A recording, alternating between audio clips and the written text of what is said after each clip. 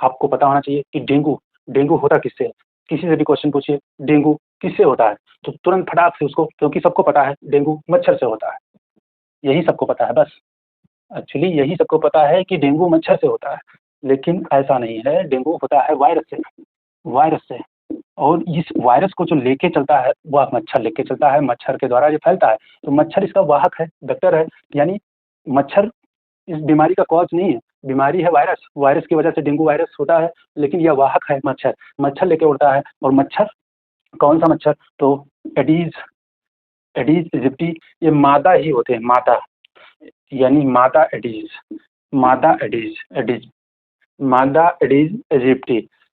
ध्यान रखिएगा, मादा, आपके मादा एडीज इजिप्टी के द्वारा डेंगू का जो है, डेंगू वायरस फैलता है, ना कि डेंगू होता है। ध्यान रखिएगा, यह वाहक है, वेक्टर है। और एक चीज़ और आपको अच्छे से ध्यान रखना है कि नर कभी खून नहीं चूसते हैं, हमेशा मादा ही खून चूसती हैं, मादा ही। तो मादा ही खून चूसती हैं, नर कभी खून नहीं चूसते। यहाँ पे सिर्फ मच्छर की बात हो रही है, आप बिल्कुल अन्यथा मत लीजिए और कहीं और मत जाइएगा। मच्छर ही है, मच्छर, मच्छर, मच्छर की बात हो रही है।